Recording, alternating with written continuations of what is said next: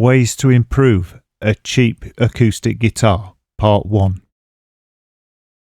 I've decided to break this subject down into at least 2 videos because there's so much material to cover that it would last for hours if I did it in one video. Once all the videos are finished on the updates on this acoustic guitar, I'll upload them to a playlist, which I'll put the link to down below in the description. And I'll also put any other important related material into that playlist. To make it easier to follow and understand, I've broken down the improvements you can do on an acoustic guitar into 3 main headings. How to replace the metalwork on an acoustic guitar. How to improve the tone of an acoustic guitar. And how to improve the feel and the playability of an acoustic guitar. And each subject has its own advantages and disadvantages. For example, some things cost more but have a very little impact on the guitar, whereas other things cost less but have a massive impact on the guitar. Before you start even thinking about upgrading the guitar, it's worth considering whether the guitar is worth upgrading at all. If the guitar is really nasty and sounds really bad, you have to consider yourself whether it's worth trying to improve it. You can make the guitar easier to play and feel better in the hand, and you can make it sound better. But if the construction of the guitar is just bad, then it might not be worth the effort. However, if the guitar seems reasonably good and the woodwork is nice and the sound is nice, then it's worth doing some work on and maybe spending some money on. As we go through this video, I'll be using a very cheap guitar I bought off Temu that I did a review of recently. And even though the guitar was cheap, the woodwork is quite nice and the finish on the lacquer. And I think it sounds pretty good too. So I think it's worth putting a little money and effort into improving this guitar. So let's get started. Part 1. The metalwork. The metalwork is probably the easiest place to start on an acoustic guitar because it's got so little of it. Most acoustic guitars only have the tuners or machine heads and the strap buttons. And if you decide you're going to upgrade either the strap buttons or the machine heads, they literally just unscrew and unbolt, and then you screw the new ones back on again. So let's start by looking at the strap buttons. The strap buttons are one of those things that most people don't even think about, especially if you don't use a strap. But the strap button can increase or decrease the perceived value of the guitar. And the strap buttons are really cheap to buy and they're really easy to replace because there's only one screw holding each strap button into place. The strap buttons on this cheap Temu guitar are pretty much what you'd expect from most cheap and mid-range guitars, in that they're just standard strap buttons which have been chrome or nickel plated. To bring balance to this, there's nothing really wrong with these strap buttons, they're perfectly functional. But they're an easy thing to upgrade and they're cheap to upgrade, so we might as well do it.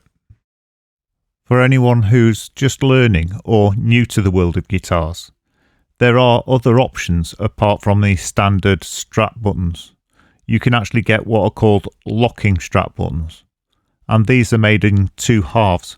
One part attaches to the guitar and the other screws or is bolted onto the strap, and these click on and have to be physically unclicked to remove it from the guitar. Now, because they attach permanently to the strap, they save wear on the strap and they save the hole getting bigger and bigger, but also they hold the strap to the guitar far more safely than a standard strap button.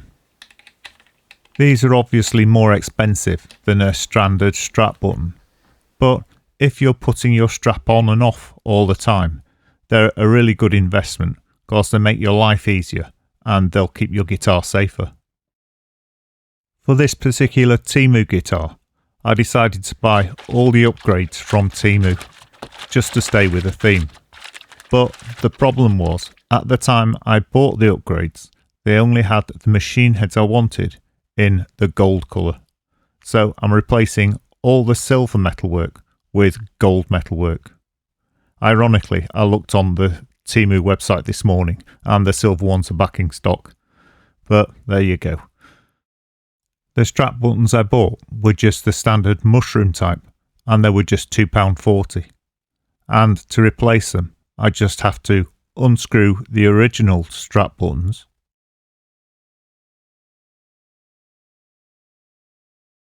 and then screw on the new ones. Simple as that. There are a couple of things to watch for.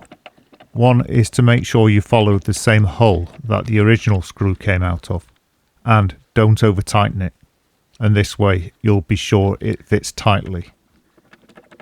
Another thing to check for is when you take the old screws out, compare them with the new screws and make sure the new screw is either the same size as or slightly larger than the old screws. Because if the new screw is smaller than the old screw, the screw won't tighten up properly in the hole, so you'd be better off using the old screws. It's quite surprising. Whilst they're only small, the new strap buttons really improve the way the guitar looks. Next, I'll replace the machine heads or the tuners. But before I do that, I'll insert a video here that I did just about machine heads, and it explains a lot. Everything you need to know about machine heads, starting with the machine head layout or array. If you're thinking of replacing the machine heads on your guitar, the first thing you need to consider is the layout or array. And whilst this might not seem important, it really is. Because if the machine head isn't in the correct place on the guitar, 1, the mounting points might be wrong, and 2, the gearing might be back to front. So when you buy machine heads, it's really important that you buy the correct machine heads for the layout of your guitar. And this is also important for left-handed and right-handed guitars. You actually get left-handed tuners for left-handed guitars. The most common layouts you'll come across are the 6 on one side layout, which is more common with Fender style guitars, and the 3 aside layout, which is more common in Gibson style guitars. But you can find any type of layout, including the 4 on the bass, 2 on the treble, or 5 on the bass, 1 on the treble, or inverted, 2 on the bass, 4 on the treble, etc. The strangest layout I've ever seen of machine heads was on a Mugabe guitar, where the machine heads were laid out in a perfect circle. However, even on this, if you were to replace the machine heads, you'd replace them with the standard 3-a-side style machine heads. Because the layout of the machine heads is so important when you're replacing them, usually when you're shopping for new ones, you'll see that the layout is either in picture form or written down somewhere in the description. Choosing the correct machine head mount. Now, this isn't as important as the machine head layout or array, but it is important if you don't want to leave nasty traces of your old machine heads, for example holes in the wood. The machine head mount then is how the machine head is fixed to the guitar, and this can be done in a wide range of ways. For example, 2 screws, or sharing screws between the machine heads and an extra screw on either end.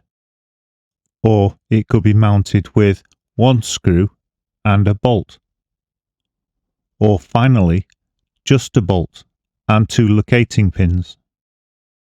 And when I say a bolt, it's like a threaded bush that goes over the tuning post and through the guitar to hold it into place.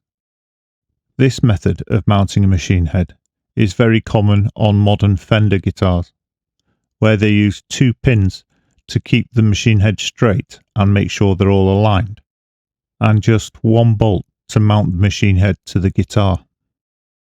On some acoustic guitars, particularly nylon strung ones, you can have the machine heads mounted in strips of 3 or 6. And you also find this on some older guitars, both acoustic and electric. Most of the time, the machine heads mounted on strips are what are called open machine heads. And this is because you can see the workings of the machine head because it's not covered up. You can also get covered machine heads, where the cover is held on by the mounting screws. So if the machine head's not mounted to the guitar, you can actually take the cover off to see the workings of the machine head. And finally, there's sealed machine heads, where the workings are all completely sealed up.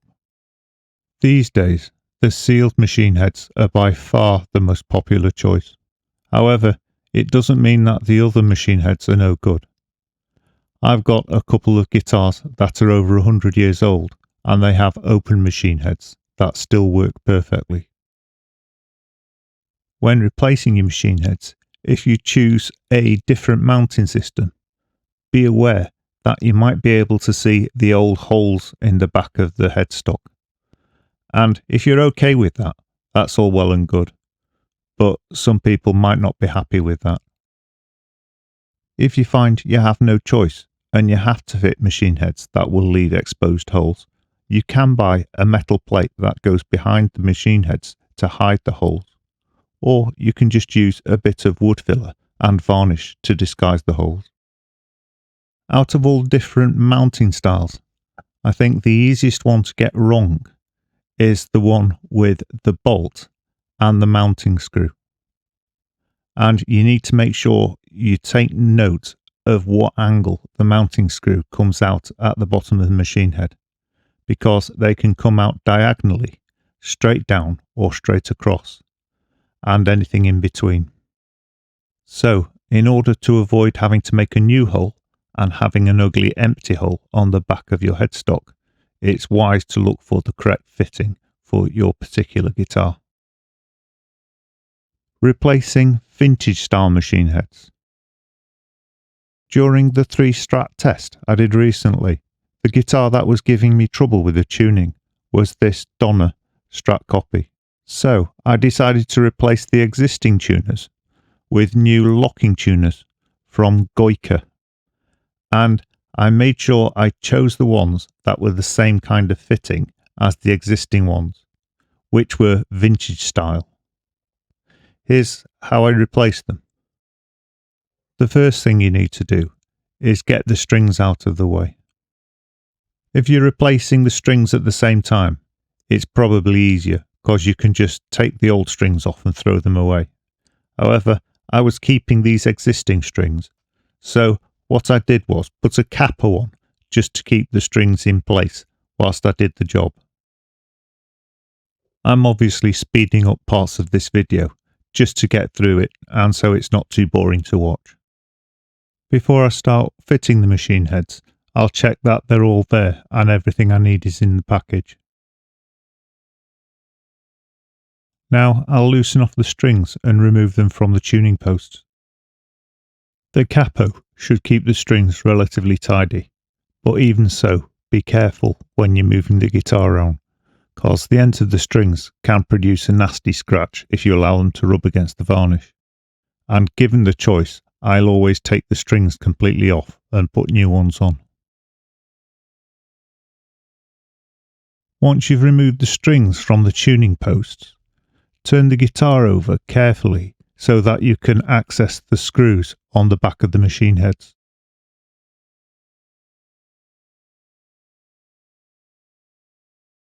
As I said earlier, these are vintage style machine heads, which means they basically have a screw in between each machine head and then a screw on each end. So I'll just remove the screws and the machine heads should more or less just drop out. Now with this style of machine head, the bushes are just pushed in. However, they can be fitted pretty tightly. So sometimes you need to find something to be able to tap them out from behind. Anything that you can use to push against the back of the bush will do. For example, the wrong end of a drill bit. And just tap it with something like a rubber mallet, but be sure to tap it very gently. You can see these ones came out quite easily just by pushing them with the end of the screwdriver. And pushing the new bushes into place was just as easy. Now, if you were fitting vintage machine heads to this guitar for the first time, so you were having to drill new screw holes, then you'd want to put the bushes in first. And that way you'd know that the tuning post was dead center in the hole. So when you line the machine heads up, you'd drill the holes in the correct positions. And even if you're replacing like with like, as I'm doing here, you'd want to put the bushes in first just to make sure they fit. Because if you put them in last and they don't fit, you'd have to take the machine heads off again in order to resize the hole. As you can see with this job, if you replace the machine heads with the same type of machine head, albeit an upgraded type, then the job is a lot easier and you don't have to drill any holes or leave any holes exposed. I always do 2 passes with a screwdriver, one to make sure everything's lined up and in place, and the second pass to actually tighten up the screws.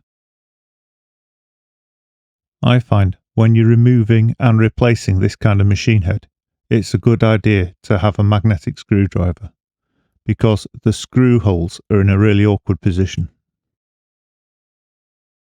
When you're screwing the machine heads into place, it's important that they're screwed into place firmly, but more importantly, make sure you don't over tighten the screws, because you don't want to strip the thread inside the hole. Once you've fitted the machine heads, all that's left to do is to put the strings back on. But before I put the strings back on, I'll just explain what the locking mechanism actually does. What are locking machine heads? I have seen some confusion, so I'll make it clear that locking machine heads do a completely different job to a locking nut. I'll cover a locking nut in a separate video. Here I've removed the locking screw so you can see just how long it is. And this is long enough to go all the way through the machine head and up the tuning post. So when you tighten it up, it locks the string into place in the hole in the tuning post. And this means you don't have to put multiple winds on the tuning post, so it's easier to restring the guitar, and also it will hold in place more firmly than just the friction from a few winds of string on the post. You can buy locking machine heads for most guitars and most styles of machine head. Replacing Fender style machine heads with locking machine heads. To be completely honest, this guitar doesn't need the machine heads to be replaced. However, because of the guitar's age, they are starting to tarnish. So I'll replace them with locking machine heads. And I'm going to replace them with actual Fender machine heads to make sure it fits perfectly, because this is one of my favourite guitars. As we did with the previous guitar, the first thing to do is to remove the strings, or to place a capo in place and loosen off the strings and take them off the tuning posts. And again, as I did earlier, I'm speeding this up by 3 times so that we can get through the boring bits more quickly.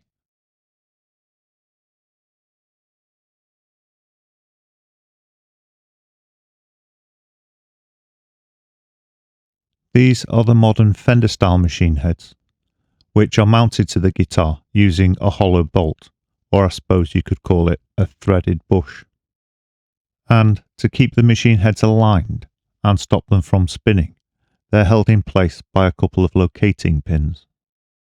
So removing these machine heads is as simple as removing the bolt and just pushing them out.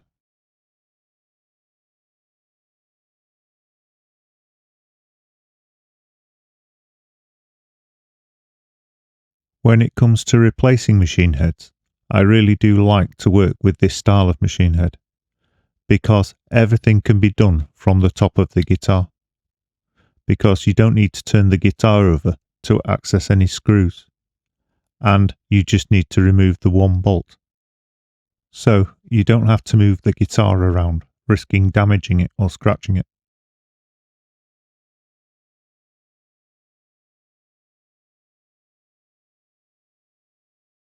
Before replacing the machine heads, there's something else I need to explain. Staggered machine heads. The name staggered machine heads doesn't make it obvious what these are, and you have to beware because there's companies using the word staggered machine heads to mean something completely different. However, most companies use the word staggered to infer the fact that the tuning posts are different lengths. And this is done purposely so that the angle on the nut isn't too shallow or too abrupt. And this helps maintain the tuning of the guitar. Hopefully you can see the staggered machine heads on this particular guitar. So the bass 3 strings have longer tuning posts than the treble 3 strings. And this has the effect of making the break angle of the strings across the nut far more uniform. Staggered machine heads can come in both locking and non-locking varieties, and you can get different lengths of tuning post for each string, or you can get 3 different lengths of tuning post, or just 2 different lengths of tuning post, as we've got in this example. Here we've got non-locking machine heads with just 2 longer tuning posts on the bass strings. Now, there's good reason I explained staggered machine heads at this point in the video, and that's because the machine heads I'm fitting on this guitar are staggered. So before I even start fitting them, I need to sort them out into 3 long and 3 short to make sure I put them on in the correct order.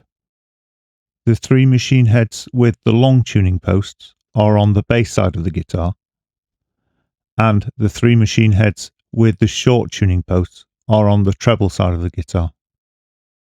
Once you've sorted the machine heads into order, they're really easy to fit. You simply put the locating pins into the holes in the back of the guitar.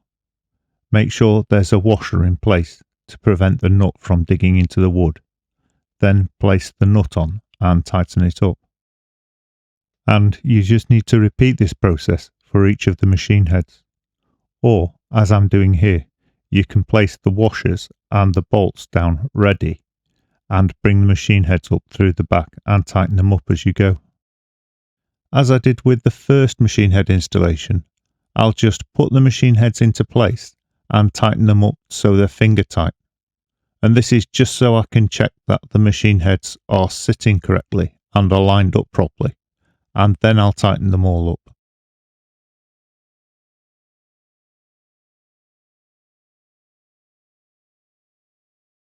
If the locking screw is tight, then it will block the hole in the tuning post. So before you try to put the strings back on, you first need to loosen off all the locking mechanisms.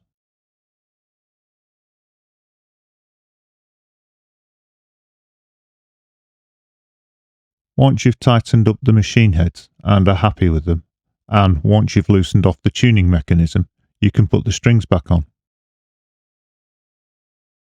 With the locking machine heads, you just push the strings through the hole until you're happy with the tension, and then tighten them up so they hold the string into place properly.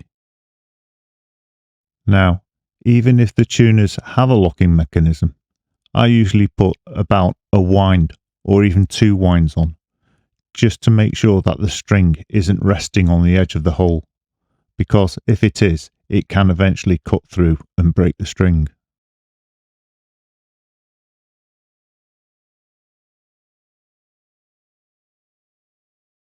If you've got the choice, it's far easier and far better to put new strings on. Even if the strings are in pretty good nick, once you've taken them off the tuning post and put them back on, because of the act of bending the strings and rebending them, you'll work hardening them, so they're far more likely to break. Once you get used to locking machine heads, they're far easier to use than normal ones, because you don't have to worry about the string slipping, so you don't have to worry about how many winds you're putting on the tuning post.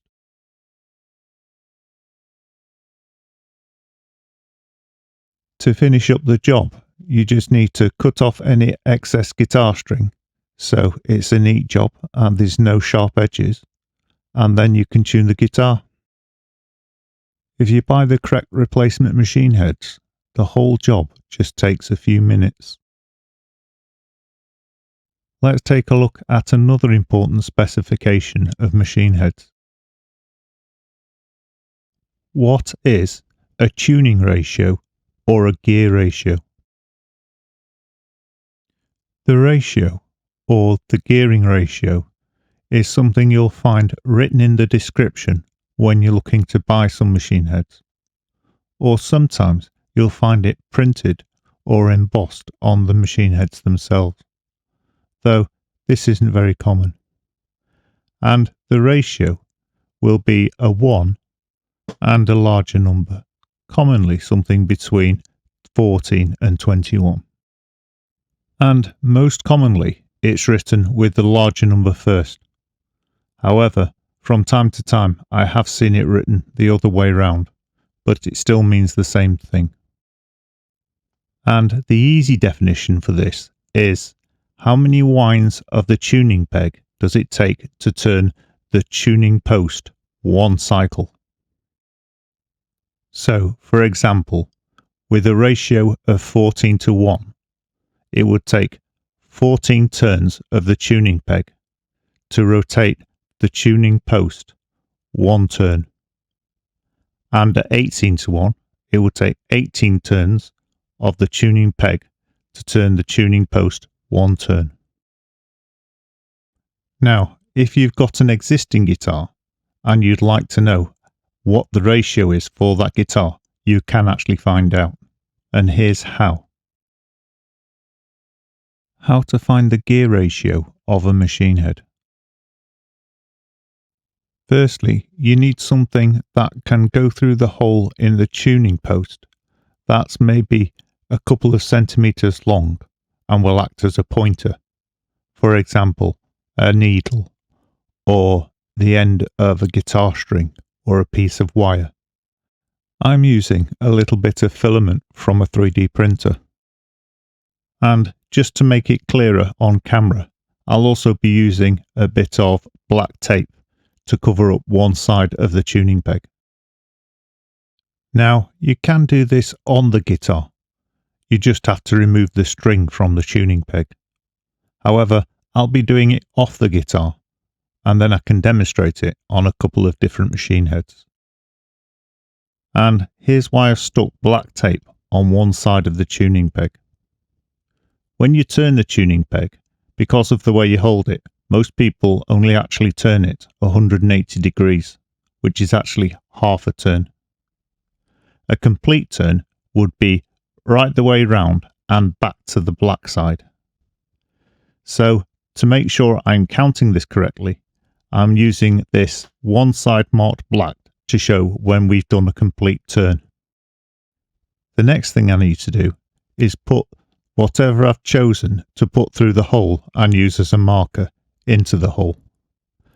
And I'm using this piece of filament because it's very clear. And I need to find a point that I can use as a marker to reference that. So I'll use the mounting hole in the machine head and line it up with that. So now all I have to do is turn the tuning peg and count the number of winds it takes for this locator to go right the way round and back to that point. So here we go.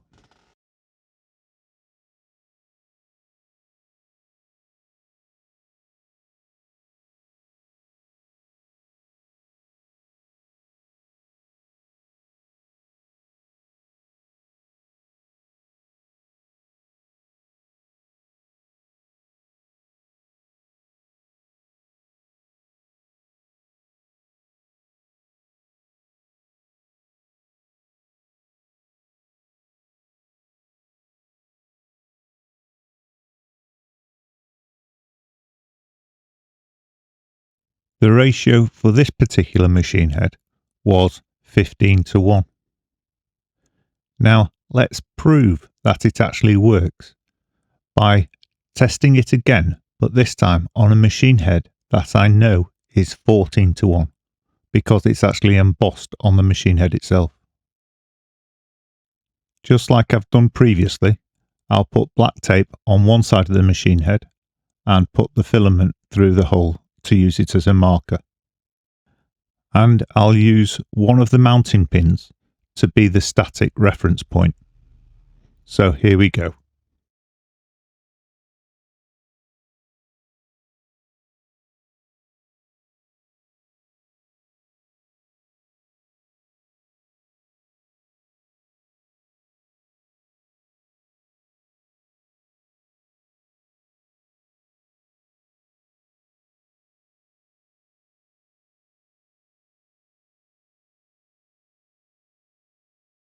And that's 14 winds. So that proves that this method does work to find the gearing ratio for your machine heads. Now, I can't really talk about the gearing ratios of the machine heads without talking about the advantages and disadvantages of the tuning ratios.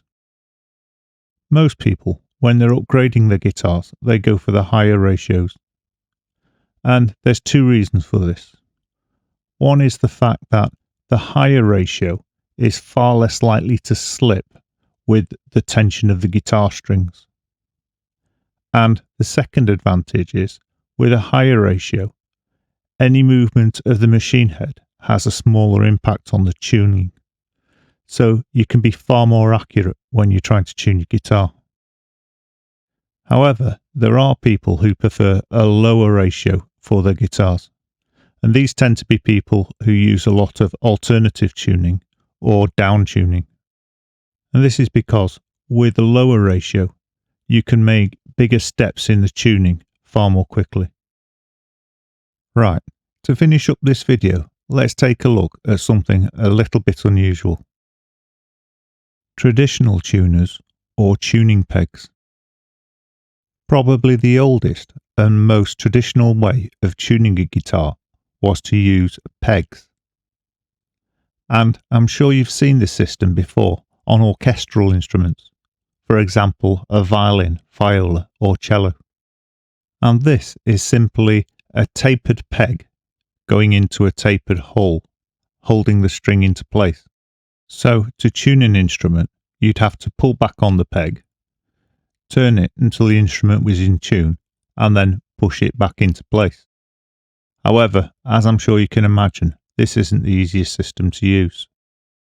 And you're probably thinking, this system isn't used on any modern guitars, but it still is. It's particularly popular amongst flamenco artists. And as you can imagine, because the tuner is just a solid peg, the ratio is 1:1, which means it's really sensitive. However, a company by the name of Whitner have managed to build a geared peg to exactly the same format, so you can't tell it's not a traditional peg, but it gives you a ratio of 8.5:1.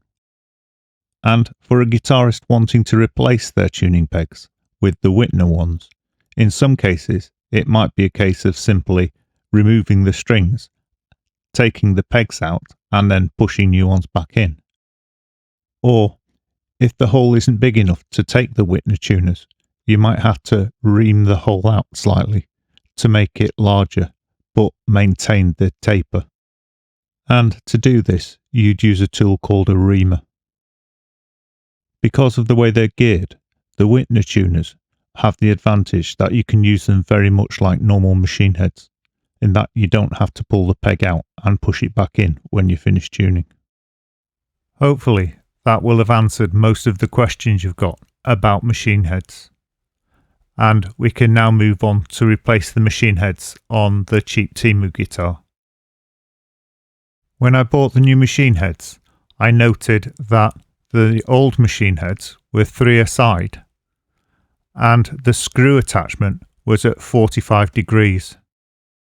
So when buying the new machine heads, if I choose ones with the same layout and attachment point, they should fit straight onto the guitar, as they're pretty much standard. The new machine heads I've chosen are actually quite expensive by Temu standards, at between 23 and 30 quid, depending on what trader you go through. But I wanted quality on the machine heads, and I've chosen ones that look like they're finished really well, and they're locking machine heads as well. To make sure I've bought the right machine heads with the right fitting, I'll first just replace one machine head to check it's going to go on correctly. To remove the machine head, I first have to remove the screw from the back of the machine head, and then I turn the guitar over and remove the bush and the washer from the front of the machine head. I obviously have to take the string off first. You'll notice here as well that I've put a capper on, just to keep the strings tidy whilst I replace the machine heads.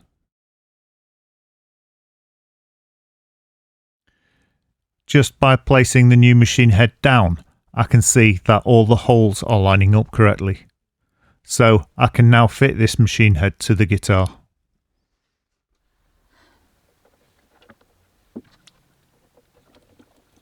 The new machine head went on really well and fits perfectly. There was absolutely no problems with the hole positioning or hole sizes. So I can safely remove all the other machine heads and replace those. Just out of curiosity, before I removed the old machine head, I checked the gearing ratio out, and it was 15:1, which isn't bad. And I've checked the ratio on the new machine heads, and they're 21:1, which is even better. I'll replace the remaining machine heads now.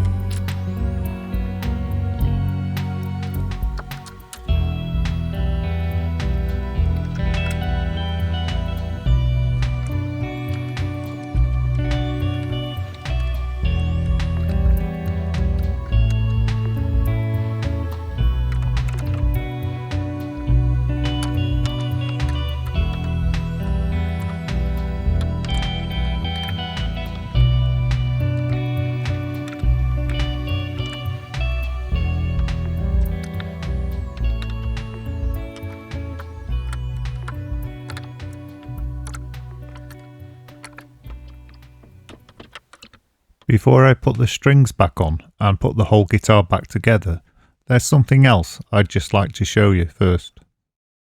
Some of you might have heard of a thing called a string butler, which is a kind of roller device that helps to straighten out the path of the string between the tuner and the nut, so that the string is less likely to stick when you're tuning it.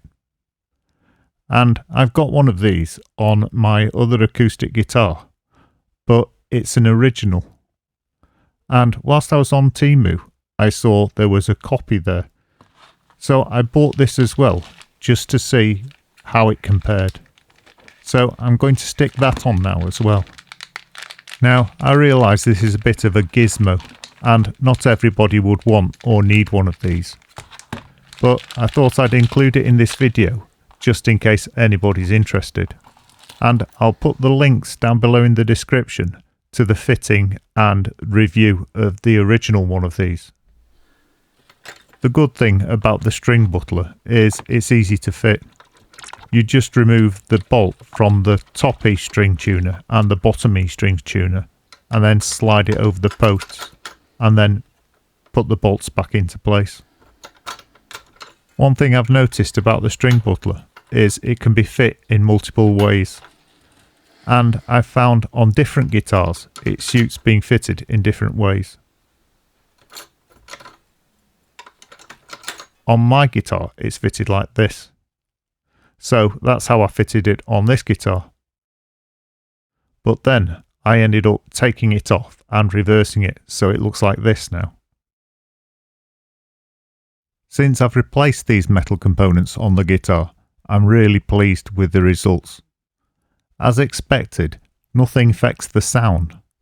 However, the functionality of the guitar is way better. The locking machine heads are very useful, and they're very smooth, and it's really easy to tune the guitar now. I've only done a quick test on the strap buttons, but they work as you'd expect them to work, and there's nothing really to go wrong on them, but they do look really nice. The copy string butler works as it should do, and it looks alright, but you can definitely tell the difference between that and a real one, because there's just a feel of quality about the genuine item. There's a couple of metal items I've not covered in this video.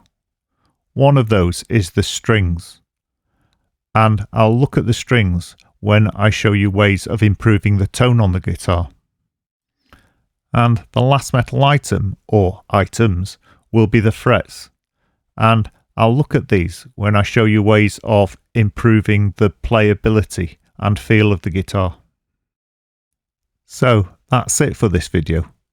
For anyone who's watched all this way, thank you very much. It's really very much appreciated. And if you're new to the channel, please like, subscribe and hit the bell icon, and then you'll be notified when I upload the following videos.